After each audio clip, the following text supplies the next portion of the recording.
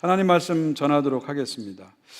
신학교에 가게 되면 보통 4가지 분야의 신학을 배우게 되는데요. 첫 번째가 신구약 성경을 배우는 성서신학을 배우고요.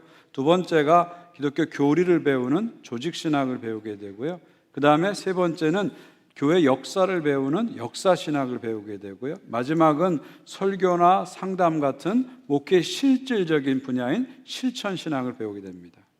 그 중에서 특별히 목회자들에게는 이 조직신학이 아주 중요해요. 영어로 Systemic Theology라고 하는데요, 이 교리를 체계적으로 배우는 것이죠.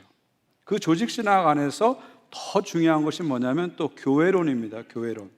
교회론이라는 건 뭐냐면 교회가 무엇인가를 배우고 이해하는 학문이 이제 교회론입니다. 교회론이죠. 그 교회론을 이렇게 보게 되면은요, 교회를 어떻게 신학적으로 이해하냐면 신론, 그 다음에 기독론, 그리고 구원론, 그리고 성령론, 이런 바탕을 가지고 이제 교회를 이해하게 됩니다. 교회를 바르게 이해하기 위해서 기본적으로 필요한 접근이라고 저는 생각합니다. 그런데 제가 목회 현장에 나와서 목회를 하다 보니까 또 다른 교회론을 하나 배우게 되는데 그게 바로 기도교회론입니다. 교회는 기도로 세워지고, 교회는 기도로 유지되고, 교회는 기도로 부흥한다. 제 나름대로 그냥 이름을 붙여봤어요. 기도교회론이라고 이름을 붙여봤어요. 교회는 기도로 세워지고, 기도로 유지되고, 기도로 부흥한다. 교회를 움직이는 실질적인 힘은 기도다. 저는 그렇게 생각했습니다. 교회를 움직이는 실질적인 힘은 기도다. 저는 목회를 하면서 이것을 임상적으로, 체험적으로 늘 체험하게 되었습니다. 지난 목회 세월 동안 목회하면서 많은 어려움이 있었어요. 어떤 경우는 교회 재정적으로 어려움이 있었고요. 어떤 경우는 교회 안에서 인간관계 갈등이 생겨가지고 막 갈등이 생기고 분열이 생기고 배신이 생기고 이런 일들을 많이 봤습니다. 어떤 경우에는 근거 없는 모함을 받아가지고 깊은 상처를 받기도 했습니다. 그런데 많은 어려움이 있었는데 이 시간이 지나면 그 어려움이 해결되더라고요. 그리고 그냥 해결되는 것이 아니라 더 좋은 일로 해결되는 것을 저는 많이 경험했습니다. 그런 신비한 일이 어떻게 일어나냐면 항상 기도를 통해서 일어나더라고요. 그래서 30년 저의 목회 생활을 통해서 제가 깨달은 확실한 진리가 있는데 그게 뭐냐면 어려우면 엎드리라. 이게 저의 진리예요. 어려우면 엎드리라. 어쩌면 이것이 저의 목회론이고 저의 기도 교회론입니다. 어려우면 엎드리라.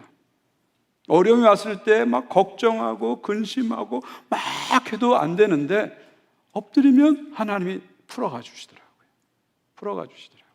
막 회의하고 고민해도 해결이 안 될 때 정말 하나님께 간절히 엎드리면 하나님이 풀어가시는 것을 저는 많이 경험했습니다. 이건 꼭 저의 목회만 그런 게 아니라 여러분의 삶의 모든 영역에도 저는 해당된다고 생각합니다. 여러분 비즈니스에 어려움이 있으세요? 엎드리세요. 하나님께 엎드리면 하나님의 놀라운 방법을 사용해서 풀어 주실 것입니다. 건강의 문제도 그렇고요, 자녀의 문제도 그렇고요, 관계의 문제도 그렇고요. 우리가 걱정하고 원망하고 막 한다고 풀리지 않을 때가 많아요. 근데 엎드리면 하나님이 풀어주시는 놀라운 은혜가 있습니다. 어려움들이 막 쏟아지는데 그 어려움이 엎드려 기도하면 그 모든 어려움이 이상하게 하나님이 신비하게 맞추셔가지고 다 합력해서 선한 일을 만들어내시고 좋은 일을 만들어내십니다. 어려우면 엎드려라. 이것이 일종의 기도 목회론, 기도 교회론이라고 생각합니다. 저는 이 기도 교회론을 목회하면서 이 현장에서 배우게 되었어요. 근데 또 하나 제가 기도 교회론을 배우게 된 곳은 어디냐면 바로 사도행전입니다. 이 사도행전을 읽어가면서 이 기도 교회론을 더욱 확신하게 되었습니다. 여러분 사도행전의 초대교회를 보십시오. 초대교회는 어떤 교회입니까? 영어로 early church라고 하잖아요. 최초의 교회입니다. 최초의 교회. 하나님의 성령이 강력하게 역사함으로 말미암아 탄생한 역사상 최초의 교회가 바로 초대교회입니다. 성령의 가장 강력한 능력이 임한 교회가 초대교회죠. 마치 막 전엔 찐빵처럼 역사상 가장 따끈따끈한 교회가 바로 초대교회입니다. 근데 우리가 사도행전을 읽어보게 되면요, 이런 초대교회도 문제가 참 많았습니다.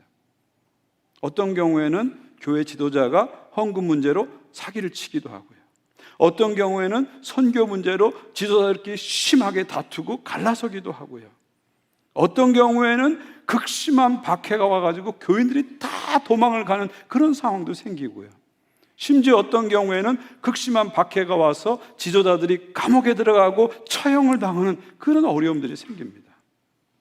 그런데 사도행전을 보게 되면 초대교회는 그 어려움 가운데서 기도하게 됩니다. 그리고 기도로 그 어려움을 돌파해내는 거예요.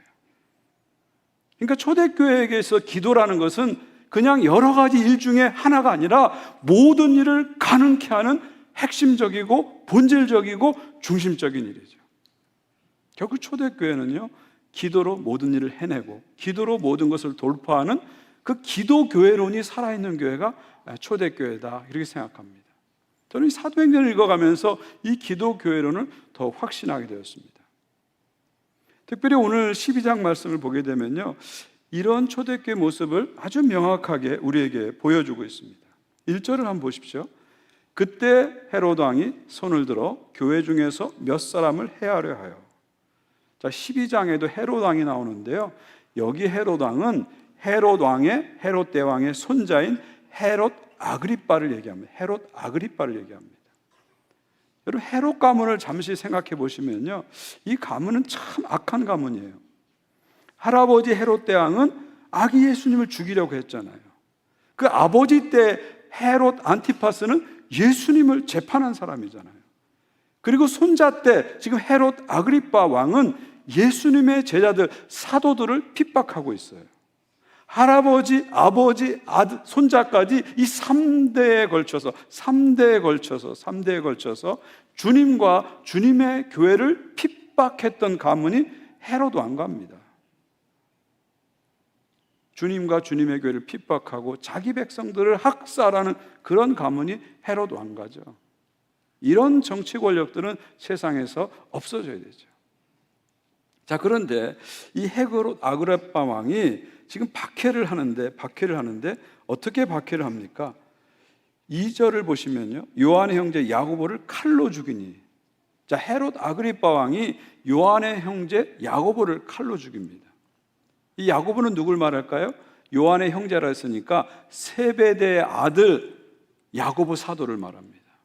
여러분, 예수님의 제자가 12명 있는데 그 중에서 3대 제자는 누구죠? 베드로, 야고보, 요한, 요 세 사람이 3대 제자예요.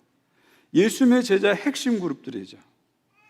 이들은 초대교회에 와가지고는 예루살렘의 핵심 리더들입니다. 그런데 헤롯 대왕이 바로 그 핵심 리더인 야고보 사도를 참수합니다. 칼로 죽여버려요. 처형을 해버립니다. 자, 이 일을 통해서 초대교회에 큰 위기가 찾아오게 됩니다.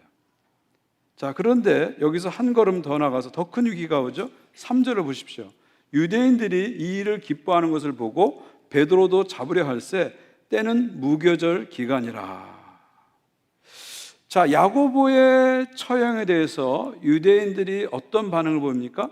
기뻐했다 그래요. 기뻐했다 그래요. 그러니까 유대인들 입장에서는 기독교 지도자를 처형하니까 유대교 입장에서 막 기뻐하는 거예요. 그 기뻐하는 것을 보니까 헤롯 아그리빠 왕은 더 하고 싶은 거예요. 이 일을 더 하고 싶은 거예요. 그래서 이번에는 야고보를 처형하고 베드로를 체포해서 베드로도 처형하려고 하고 있는 거예요. 근데 그 기간이 언제라 그랬죠? 여기 보니까 때는 무교절 기간이라. 무교절은 6월절이죠. 예루살렘에 유대인들이 가장 많이 모이는 기간입니다. 아주 절묘한 타이밍이죠. 유대인들이 가장 많이 모이는 기간에 예루살렘 교회의 가장 핵심 리더인 베드로를 처형함으로써 유대인들의 인기를 더 얻겠다고 헤롯 대왕은 생각한 거죠. 4절을 보십시오. 잡음에 옥에 가두어 군인 4씩 4패에 맡겨 지키고 6월절 후에 백성 앞에 끌어내고자 하더라. 드디어 베드로를 감옥에 투옥시킵니다. 그리고 4명씩 한 조가 되는 조가 4개 조가 있다니까 4, 4, 16, 16명의 군대로 한 사람을, 베드로 한 사람을 철동같이 지킵니다. 철동같이 지켜요. 그리고 그를 쇠사슬로 꽁꽁 묶어 버립니다. 그리고 6월절이 끝나면 이 베드로를 끌어내서 예수님처럼 공개 처형을 하려고 지금 헤롯 아그리파 왕이 계획을 하고 있는 것이죠. 지금 초대교회에 아주 큰 위기가 온 거예요. 아주 큰 위기가 온 겁니다. 이 스데반의 박해보다 더 큰 위기가 온 거예요. 스데반의 박해는 평신도 지도자 한 사람이 죽은 건데 지금의 위기는 더 큰 위기입니다. 핵심 리더인 야고보가 처형되고 이제 곧 핵심 리더 중에 핵심인 베드로가 처형되는 정말 교회의 가장 큰 위기가 지금 온 것입니다. 자, 이런 위기 앞에서 초대교회는 어떻게 합니까? 12장 5절입니다. 우리 오늘 말씀의 핵심 요절인데 우리 한 목소리로 다시 한번 12장 5절 읽겠습니다. 시작. 이에 베드로는 옥에 갇혔고 교회는 그를 위하여 간절히 하나님께 기도하더라. 어떻게 했다고요? 교회는 그를 위하여 간절히 하나님께 기도하더라. 교회는 간절히 하나님께 기도하더라.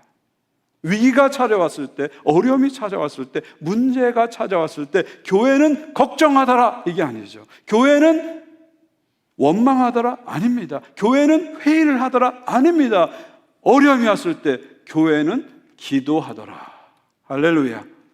저는 이것이 바로 초대교회의 기도 본능이고 초대교회의 기도교회론입니다.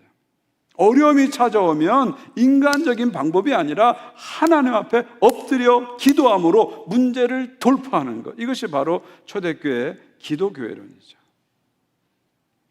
초대교회인들은 기도를 마지막 수단으로 쓰지 않았어요. 뭐 하다 안 되니까 기도나 해보지 이런 게 아닙니다. 마지막 행동이 아니라 어려움이 오면 자동적으로 본능적으로 기도부터 하는 거예요. 기도는 초대교인들에게 마지막 행동이 아니라 첫 번째 행동입니다. 본능입니다. 자동입니다. 어려우면 엎드리라. 인간의 방법을 찾기 전에 하나님께 엎드려서 문제를 돌파해 가는 것, 이것이 바로 초대교인의 기도 영성입니다. 기도 영성이죠. 사랑하는 성도 여러분, 언제부터인가 우리가 기도 영성을 잊어버렸어요. 언제부턴가 우리가 기도 본능을 잊어버렸어요. 어려우면 엎드리지 않고, 어려우면 걱정하고, 어려우면 원망하고, 어려우면 낙심하고, 어려우면 인간적인 생각에 빠지는 그런 크리스찬들이 되어버렸어요. 어느 순간 우리가 기도 본능을 잊어버렸어요. 기도 영성을 잊어버렸어요. 기도 안 해도 그냥 잘 살 수 있다고 우리가 착각을 하고 있어요. 기도 안 해도 잘 할 수 있다고 착각하고 있어요. 기도 안 해도 우리 가정 그냥 잘 가고 있잖아. 기도 안 해도 우리 자녀들 괜찮잖아. 기도 안 해도 우리 사업 괜찮잖아. 기도 안 해도 우리 교회 괜찮잖아. 어느 순간 우리가 그런 생각에 빠져버리게 됐어요. 그래서 기도 안 하면서도 그냥 태평하게 태연하게 살아가는 그런 성향들이, 그런 경향들이 알게 모르게 우리 안에 들어와 있습니다. 다시 우리가 기도 본능을 회복해야 됩니다. 어려우면 엎드려라. 기도의 본능을 회복해야 돼요. 기도 영성을 다시 회복해야 됩니다. 기도를 먼저 하고 기도를 가장 중요하게 생각하는 기도의 우선성과 절대성을 회복해야 됩니다. 그때 우리의 믿음이 다시 회복될 거예요. 그때 교회가 다시 회복될 겁니다. 그때 놀라운 하나님의 역사들이 우리 가운데 나타날 것입니다. 한 가지 더 주목할 것은 뭐냐면 초대교회가 기도를 하는데 함께 기도하는 모습이죠. 5절을 다시 한번 보세요. 이에 베드로는 옥에 갇혔고 교회는 그를 위하여 간절히 하나님께 기도하더라. 나는 기도하더라, 너는 기도하라를 넘어서서 교회는 기도하더라. 무슨 말이에요? 온 교회가 합심해서 기도했다는 거죠. 어려움 앞에서, 문제 앞에서 온 교회가 합심해서 기도했다는 것입니다. 여기 12절 보니까 어디서 기도했죠?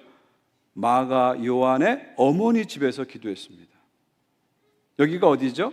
그 유명한 마가의 다락방이죠. 여러분, 마가의 다락방이 어떤 곳입니까? 성령이 오순절에 임하여서 초대교회가 처음 탄생한 곳이 마가의 다락방입니다. 어려움이 찾아오자, 절대절명의 위기가 찾아오자 그들은 처음 그들이 시작된 곳으로 돌아가서 간절히 하나님께 기도한 거예요. 다시 초심으로 돌아가서 처음 그들이 시작했던 그곳에 가서 다시 기도하는 거예요. 이렇게 초심으로 돌아가서 처음 시작한 곳 마가의 다락방에서 온 교회가 합심해서 기도합니다. 그러자 놀라운 일이 나타납니다. 마지막으로 7절을 같이 보겠습니다. 7절 보십시오. 호련히 주의 사자가 나타나며 옥중에 광채가 빛나며 또 베드로의 옆구리를 쳐 깨워 이르되 급히 일어나라 하니 쇠사슬이 그 손에서 벗어지더라. 주의 사자, 천사가 옥중에 갑자기 나타나는 거예요.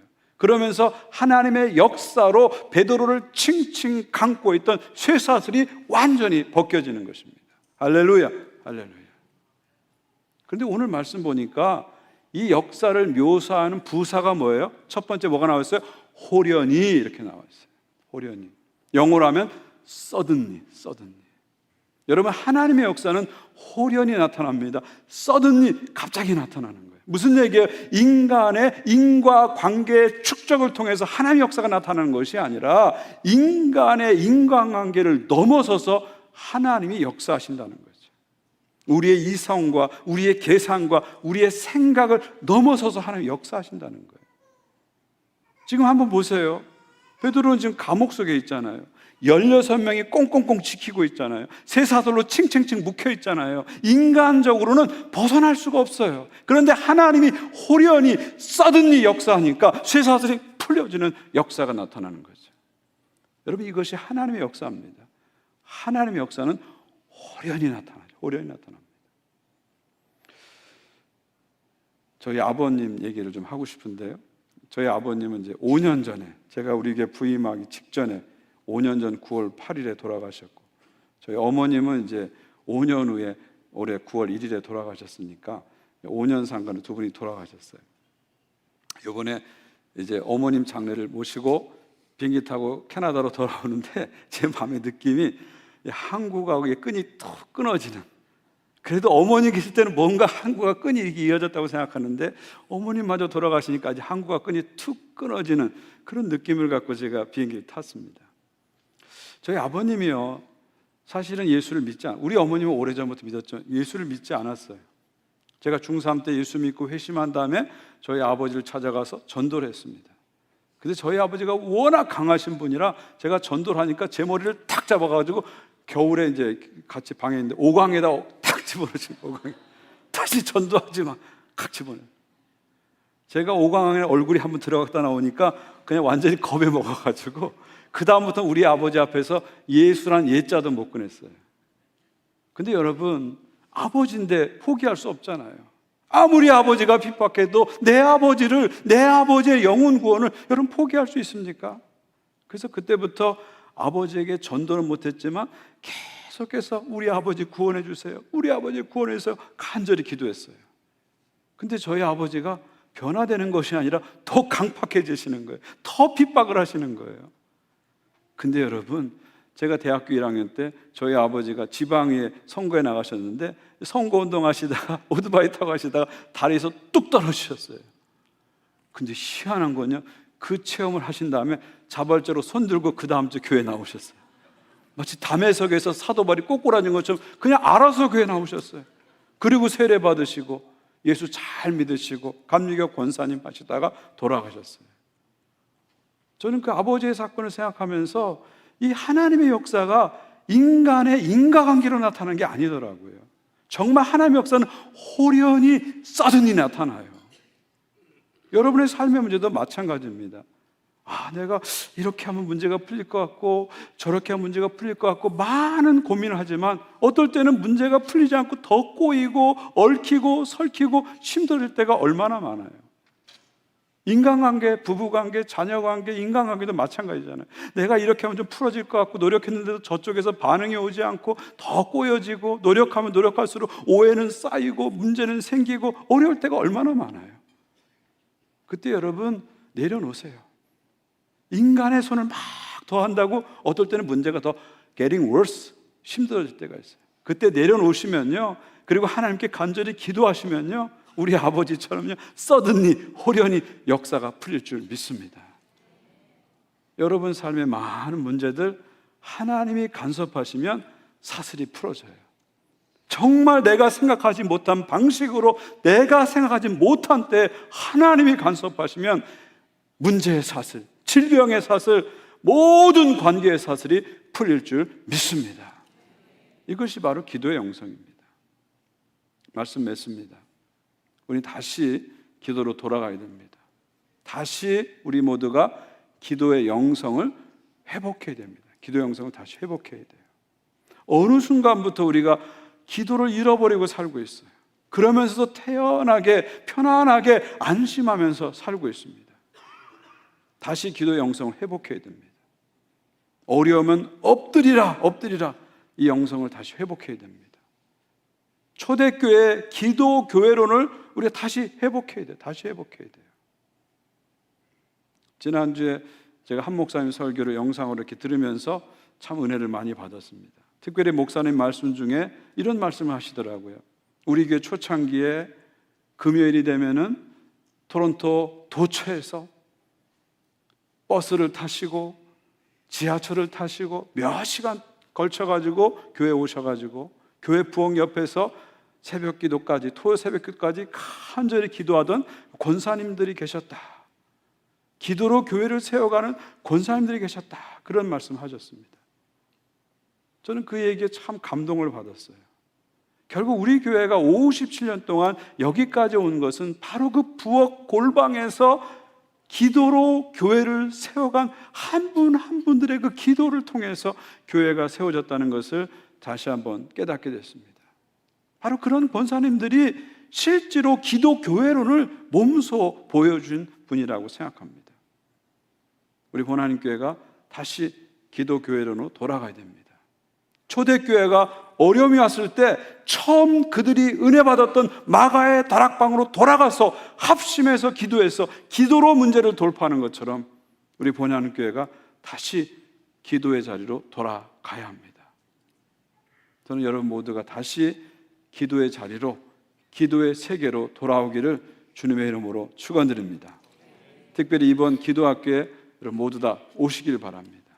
이 4주 동안 놀라운 기도 부흥회가 있을 겁니다. 4주 동안 온 교회가 합심해서 기도하는 기도 콘서트, 기도 합주회가 있을 겁니다.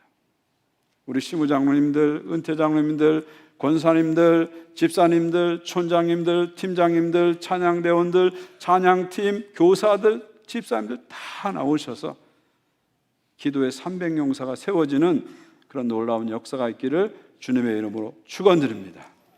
우리 김현성 시인의 고백처럼 가을에는 기도하게 하소서. 이 가을은 기도의 계절입니다. 다시 놀랍고 신비로운 기도의 세계로 여러분 나오시기 바랍니다. 다시 우리 모두가 기도의 용사로 세워지는 그런 은혜가 있기를 우리 주 예수 그리스도의 이름으로 축원드립니다.